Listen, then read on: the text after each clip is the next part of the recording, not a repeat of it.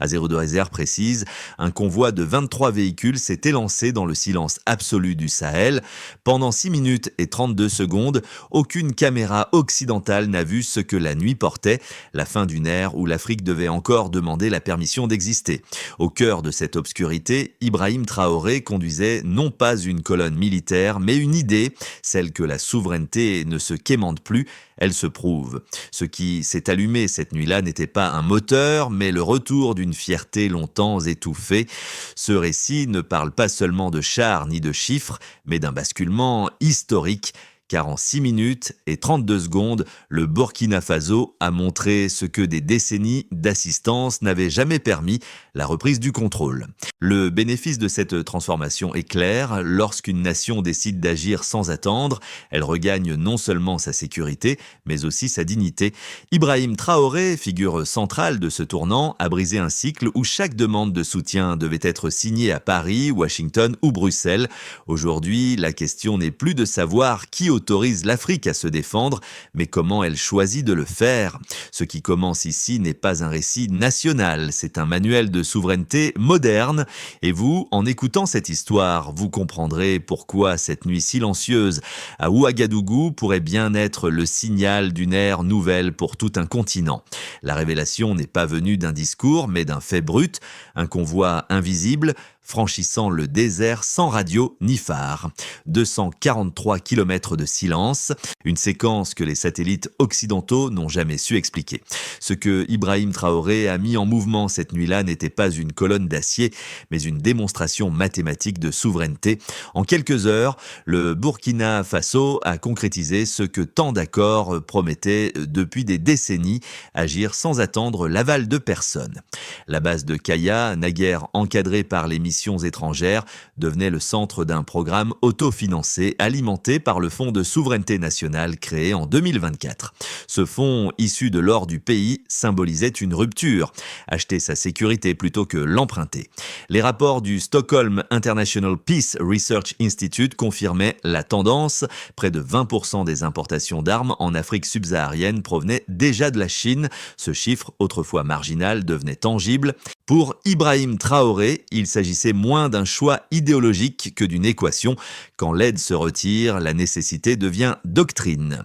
Pendant que les chancelleries tentaient d'interpréter le geste, le terrain parlait un langage plus simple, celui de villages fatigués d'attendre des secours qui n'arrivaient plus. Le convoi représentait pour eux une réponse physique à des années d'abandon diplomatique. Chaque moteur, chaque tonne de métal signifiait « nous sommes encore là, capables de décider, capables d'agir ». Ce mini révélateur ne tenait pas dans une conférence ni dans un communiqué.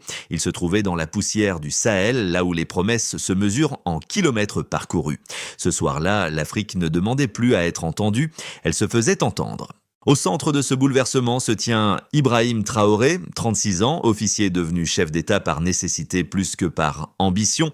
Dans son bureau sobre de Ouagadougou, la carte du Sahel n'est pas un décor, c'est une plaie ouverte qu'il relie chaque jour. Ses proches racontent qu'il parle peu, qu'il écoute davantage et qu'il mesure chaque silence comme d'autres mesurent les distances. Car pour lui, chaque kilomètre de désert n'est pas vide, c'est un territoire rendu à sa responsabilité. Les premiers effets du convoi furent visibles dès l'aube. Dans les villages du Nord, les rumeurs précédaient les faits. On disait que les camions venaient du pays lui-même. Les habitants, longtemps spectateurs de décisions prises ailleurs, voyaient pour la première fois passer des engins financés par leurs propres ressources. Ce détail presque banal produisit une onde plus puissante qu'aucun discours. La souveraineté cessait d'être abstraite, elle devenait audible, mécanique, mesurable. Dans les chancelleries occidentales, la stupeur fut immédiate. Ce que l'on qualifiait hier d'impossible se réalisait sans avertissement. Les analystes cherchaient des explications techniques. Ils ignoraient qu'il s'agissait d'un acte moral avant tout. Ibrahim Traoré n'avait pas défié l'ordre mondial. Il avait simplement retiré son pays de la liste d'attente de l'histoire. La question qui surgit alors brûlante, simple, jusqu'où ira ce mouvement? Et surtout, qui osera encore lui dire d'attendre? La nuit du convoi reste gravée comme un seuil. Avant, il y avait la dépendance. Après la décision. À 0h précise, les 23 véhicules ont quitté la périphérie de Ouagadougou.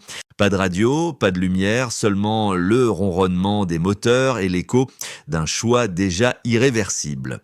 En tête, Ibrahim Traoré fixait la route. Bon, non pas pour la surveiller, mais pour la tracer.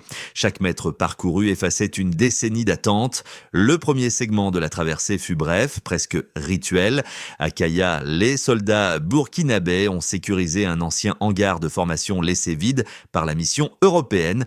À l'intérieur, ils déchargèrent 6 VN-22B, 4 lance-roquettes SR-5 et 2 véhicules de commandement WZ-551.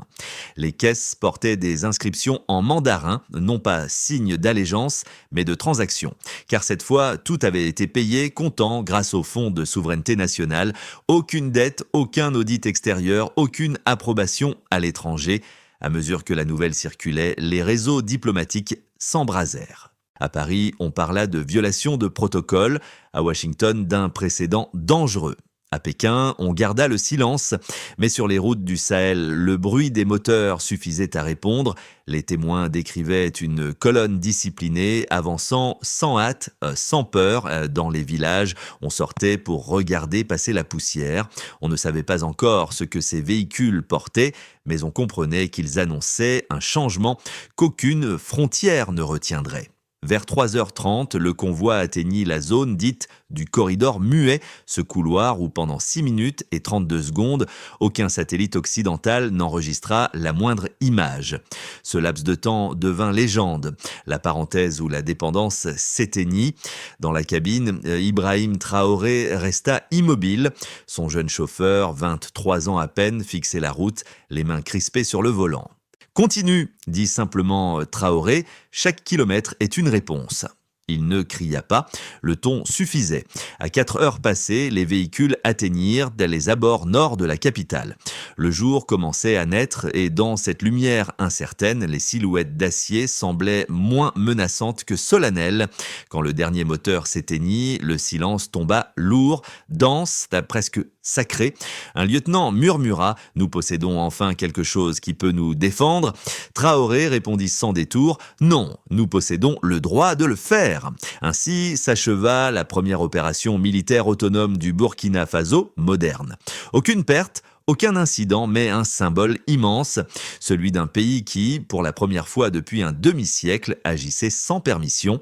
Et dans ce geste, l'Afrique entière retrouva un battement. Les chiffres, souvent froids, racontent pourtant ici une révolution mesurable. Depuis la création du Fonds de souveraineté nationale en 2024, le Burkina Faso a alloué près de 250 millions de dollars à la sécurité intérieure, un montant modeste à l'échelle mondiale, mais inédit pour un pays classé parmi les 10 plus pauvres du globe. Ce fonds, alimenté par les exportations d'or et de coton, a permis d'acheter sans emprunt ni garantie extérieure l'équivalent de 12% du budget de défense annuel du pays. Ce pourcentage, en apparence technique, marque en réalité la frontière entre dépendance et autonomie. Deuxième donnée, la réaffectation des infrastructures. Sur 17 bases militaires jadis co-gérées avec des partenaires occidentaux, 11 ont été totalement reprises par les forces burkinabais. Ce chiffre, publié dans un rapport confidentiel du ministère de la Défense, traduit une transition silencieuse, la reconquête des moyens d'agir. Là où autrefois chaque déploiement devait être validé à l'étranger, Ibrahim Traoré impose désormais une logique interne, à planifier local, financer local, exécuter local. Ce triptyque, simple mais implacable, sert de nouveau manuel stratégique à tout le Sahel. Troisième point, les échanges régionaux. Entre 2023 et 2025, les importations d'équipements de défense chinois en Afrique subsaharienne sont passées de 15% à 19% du total continental. 4 points de plus, mais une bascule politique majeure. Cette hausse ne découle pas d'une dépendance idéologique, mais d'une disponibilité pragmatique. Les acteurs asiatiques vendent sans condition, l'Occident conditionne sans livrer. Pour Ibrahim Traoré, la conclusion est arithmétique. Dans un environnement environnement où chaque jour compte, celui qui livre à temps détient la confiance. Enfin, un indicateur social, le taux de recrutement volontaire dans les forces de défense et de sécurité a augmenté de 42% en 18 mois, non pas par incitation économique, mais par sentiment d'appartenance. Les sondages internes montrent qu'un soldat sur deux cite désormais la dignité nationale comme première motivation. Ce chiffre, aussi symbolique qu'empirique, prouve que la souveraineté ne s'achète pas, elle s'incarne. Pris ensemble, ces nombres composent d'une vérité simple. La transformation du Burkina Faso n'est pas rhétorique, elle est comptable. Chaque unité, chaque base, chaque recrue témoigne d'un pays qui apprend à calculer sa liberté. Et dans ce calcul, Ibrahim Traoré ne cherche pas à prouver qu'il a raison, mais à démontrer que l'attente a un coût et que ce coût est devenu insoutenable. Le succès du convoi a déclenché un débat brûlant. Deux visions s'affrontent, chacune armée de logique. La première, soutenue par les chancelleries occidentales, affirme que l'initiative de Ibrahim Traoré ouvre une boîte de Pandore, celle d'une militarisation sans garde-fou. Selon cette lecture, l'absence d'encadrement international risquerait de fragiliser la stabilité régionale et d'alimenter de nouvelles dépendances, cette fois orientales. Les experts invoquent des précédents historiques, rappellent les effets pervers d'un réarmement sans contrôle et redoutent la dilution du droit humanitaire. À leurs yeux, la souveraineté sans surveillance devient vite un slogan plus qu'une stratégie. Mais une autre école, plus proche du terrain, oppose des faits à ces craintes. Elle soutient que l'autonomie n'est pas synonyme d'isolement, mais d'efficacité. Depuis la réorganisation initiée par Ibrahim Traoré, le taux d'intervention réussi contre les groupes armés a progressé de 27% en un an. Les retards logistiques, jadis imposés par les circuits étrangers, ont chuté de moitié. La discipline, loin de s'éroder, s'est renforcée grâce à une hiérarchie clarifiée et à des règles d'engagement national, écrites en moore et en français plutôt qu'en anglais diplomatique. Cette approche ne nie pas les risques, mais considère qu'ils doivent être gérés par ceux qui les vivent. Entre ces deux pôles, le débat se cristallise autour d'une question unique. Une Afrique indépendante peut-elle exister sans qu'on la soupçonne de dérive ? L'argument de Traoré est simple, l'assistance ne garantit pas la paix, elle garantit la dépendance. Et si la liberté comporte des erreurs, elles seront au moins les siennes. Ainsi se dessine une équation nouvelle. La responsabilité comme dernière forme de résistance. La discipline est de notre arme la plus rare. Cette phrase, prononcée par Ibrahim Traoré au milieu de 2025, résume le virage. À cet instant du récit, le ton change. La souveraineté n'est plus une déclaration, mais une méthode. Le Burkina Faso n'avance plus dans l'ombre. Il marche en plein jour, prêt à être jugé non sur son audace, mais sur sa rigueur. Le tournant s'est produit lors d'un sommet à Bamako. Là, Traoré, flanqué de ses homologues du Mali et du Niger, annonça la naissance de l'Alliance des États du Sahel. Ni traité d'apparat, ni pacte symbolique, une structure de coordination réelle, financée et dirigée depuis le continent. 3 drapeaux, une doctrine, un engagement, défendre sans dominer, agir sans obéir. Dans cette union, Ibrahim Traoré ne se posait pas en chef, mais en garant. Il savait que le moindre dérapage, une bavure, une opération mal conduite pouvait réduire à néant l'effort accompli. Alors il imposa une règle d'or, chaque victoire devait se mesurer à la retenue qu'elle préservait. C'est à ce moment précis que le récit changea d'échelle d'un pays à une idée. Les répercussions ne se sont pas fait attendre. En quelques mois, l'équilibre du Sahel a basculé. Les villages autrefois dépendant de l'aide extérieure voyaient renaître des écoles, des marchés, des routes entretenues par leurs propres mains. La fierté se propageait plus vite que la peur. Ce n'était pas une utopie, mais une réorganisation concrète de la survie. À Ouagadougou, les ingénieurs formés par l'Alliance des États du Sahel, AES, transformaient les anciens hangars militaires en ateliers de maintenance. À Niamey, les techniciens nigériens recyclaient les alliages pour créer des pièces de rechange locales. À Bamako, les instructeurs maliens formaient des recrues sur les doctrines de retenue et de discipline, héritées du modèle instauré par Ibrahim Traoré. Chaque pays trouvait sa place dans une chaîne de compétences collectives. Pour la première fois, le mot coopération signifiait coordination, non tutelle. Les résultats tangibles se multiplièrent. Le taux d'incidents civils durant les opérations AES chuta de 38% entre 2024 et 2025. Les temps de réaction sur les alertes frontalières furent divisés par 2. Et paradoxalement, le niveau de confiance envers les institutions nationales augmenta de 47% selon les enquêtes internes. Ces chiffres, modestes en apparence, signaient un renversement moral. La confiance reprenait racine. Sur le plan économique, le fonds de souveraineté atteignait désormais près de 3 milliards de dollars, alimentés par l'or burkinabé, l'uranium nigérien et les cultures maliennes. Une partie de ces fonds servait à financer les infrastructures civiles, routes, hôpitaux, écoles. L'armée, jadis symbole de dépendance, devenait moteur de reconstruction. Sous la houlette de Ibrahim Traoré, la doctrine de dissuasion s'élargissait en doctrine de progrès. Dans les capitales occidentales, la stupeur laissa place à l'inquiétude. On parlait de nouvelle ère d'autodétermination africaine, donc parfois avec admiration, souvent avec gêne, car ce qui se jouait dans le Sahel dépassait la question militaire. C'était une redéfinition de la relation entre autonomie et respect. Pour les populations, cette transformation n'avait rien d'abstrait. Elle se voyait dans les files d'enfants reprenant le chemin de l'école, dans les convois de matériel local circulant sans escorte étrangère, dans la parole des anciens qui disaient « Nous ne sommes plus sous tutelle ».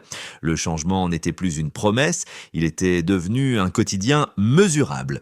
Ainsi, la souveraineté cessait d'être un discours pour redevenir une pratique. Et dans ce renouveau, le nom d'Ibrahim Traoré s'inscrivait non comme celui d'un conquérant, mais comme celui d'un restaurateur d'équilibre. À ce stade, le Sahel se tient sur une ligne de crête entre consolidation et fracture. Les prochains mois détermineront si l'expérience de l'Alliance des États du Sahel devient modèle ou mirage. 3 trajectoires se dessinent déjà, chacune porteuse d'une leçon pour l'avenir. Voici une première possibilité, la continuité maîtrisée. Dans cette hypothèse, les 3 capitales poursuivent leur coordination sans heurts majeurs. Le fonds de souveraineté, désormais stabilisé à près de 3 milliards de dollars, finance des programmes mixtes de défense et d'éducation. Les exercices conjoints s'étendent au Tchad et à la Mauritanie, créant un corridor sécuritaire inédit. Sous la supervision d'Ibrahim Traoré, la doctrine de dissuasion devient une norme régionale. Force est retenue dans un même mouvement. Ce scénario optimiste suppose discipline et patience, 2 vertus rares mais déjà visibles. La deuxième possibilité est la suivante, le ralentissement pragmatique. La pression économique s'accentue, le prix de l'uranium et de l'or fluctue, les partenaires hésitent. Les États membres doivent alors arbitrer entre armement et développement civil. L'équilibre reste fragile, mais la logique d'autonomie survit. Dans cette phase, Traoré privilégierait la consolidation interne, renforcer la formation, moderniser les infrastructures, préserver la cohésion. Ce scénario réaliste illustre la difficulté d'entretenir une indépendance sans ressources illimitées. Enfin, une dernière hypothèse se présente, le retour des influences. Les puissances extérieures multiplient les offres d'assistance technique, les crédits, les programmes conjoints. Certains ministères, tentés par la stabilité financière, pourraient rouvrir la porte aux tutelles d'hier. Mais ce retour en arrière ne serait pas sans résistance. L'opinion publique, désormais éveillée, n'accepterait plus l'ingérence silencieuse. Dans ce cas, Ibrahim Traoré devrait arbitrer entre prudence diplomatique et fermeté souveraine. L'enjeu n'est plus la survie, mais la cohérence. Ces 3 chemins convergent vers une même idée. L'autonomie n'est pas un événement, c'est une discipline. Et la vraie question, au-delà des chiffres, demeure. Le Sahel saura-t-il transformer son courage en constance? Derrière les chiffres et les doctrines, il reste des visages. Des hommes, des femmes, des enfants qui n'avaient jamais vu leur pays décidé par lui-même. C'est là que le message d'Ibrahim Traoré trouve sa portée la plus profonde. Il ne s'adresse pas aux diplomates, mais aux citoyens. Dans les marchés de Ouaïgouya, les commerçants discutent des routes rouvertes. À Kaya, des enseignants reprennent le travail dans des écoles rénovées par des artisans locaux. Chaque geste ordinaire devient preuve d'extraordinaire continuité. Pour la diaspora, cette transformation agit comme un rappel. Le patriotisme n'est pas un slogan, mais un retour à la responsabilité. Dans les réseaux sociaux africains, on lit les mots Traoré, souveraineté, respect comme des balises d'une conscience retrouvée. Le mouvement dépasse le Burkina Faso. Il parle au Mali, au Niger, à tout le continent. Les jeunes, surtout, s'en emparent. Ils voient en Ibrahim Traoré non pas un héros providentiel, mais un modèle d'autonomie lucide. Dans leurs vidéos, leurs chansons, leurs poèmes, revient la même idée. Nous ne sommes pas seuls, nous sommes prêts. Ce ton grave mais confiant résume l'esprit du moment. À l'étranger, cette résonance surprend. Des étudiants africains en Europe organisent des débats, des conférences, des collectes pour soutenir les infrastructures locales. Ce n'est pas un élan nationaliste, mais un réveil civique. L'Afrique n'attend plus qu'on lui tende la main, elle la tend elle-même vers l'avenir. Ce changement n'a rien de spectaculaire, il est lent, enraciné, patient, mais il touche parce qu'il est vrai. Et dans ce souffle collectif, on entend la phrase que Traoré répète souvent, « La force d'un peuple se mesure à sa mémoire, pas à ses armes ». Dans la salle du conseil à Ouagadougou, les plans s'étalent sur une grande table de bois brut. Ibrahim Traoré, penché sur les cartes, ne parle pas d'ambition mais de méthode. La souveraineté, dit-il, doit se planifier comme une récolte, par étapes, avec discipline. La première étape consiste à consolider les bases. Chaque région doit disposer d'un centre logistique capable d'assurer 15 jours d'autonomie. Cette mesure, déjà en cours, réduit la dépendance au commandement central et renforce la réactivité locale. La deuxième étape vise la formation. L'AES a lancé un programme commun pour 2026. 2000 officiers et ingénieurs formeront une génération bilingue capable de coordonner défense, économie et communication civile. C'est la matrice d'un futur état technique ancré dans la compétence. La troisième étape concerne la transparence. Toutes les opérations seront auditées par des observateurs neutres, suisses, kenyans, suédois, afin d'éviter la dérive que l'Occident guette avec méfiance. Pour Traoré, la légitimité ne se proclame pas, elle se démontre. La quatrième étape ouvre le champ civil, déploiement d'un réseau ferroviaire régional, intégration des routes minières et agricoles et création d'une école d'ingénierie sahélienne financée par le Fonds de souveraineté. Ces chantiers incarnent la doctrine défendre pour construire.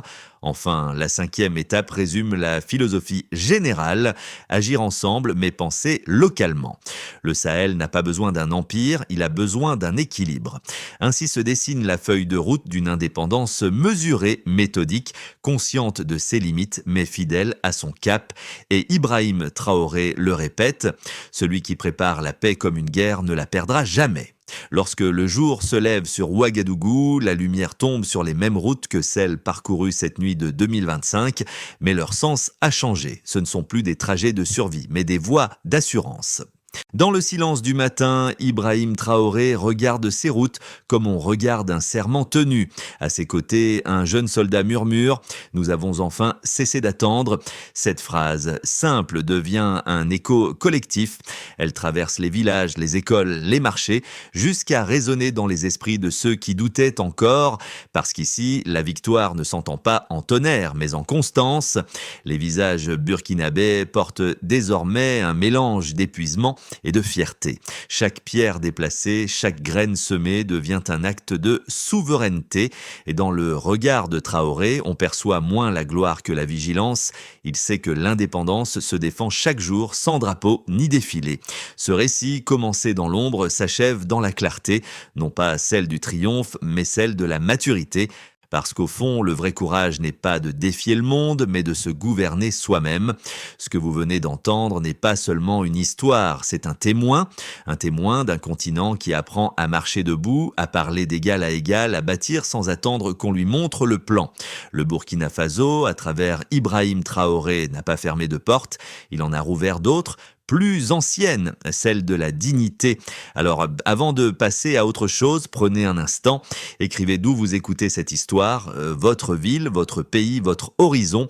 Ces mots simples tissent la carte invisible de ceux qui croient encore à la souveraineté partagée. Parce qu'un peuple qui se raconte devient plus fort que la peur qu'on lui prête. Ne vous abonnez pas par habitude, mais par conviction. Partagez cette histoire si elle vous a touché. Pas pour célébrer un homme, mais pour saluer une idée, celle qu'aucune nation n'a besoin d'autorisation pour exister. Et souvenez-vous de cette phrase d'Ibrahim Traoré, « La liberté ne se reçoit pas, elle s'assume ».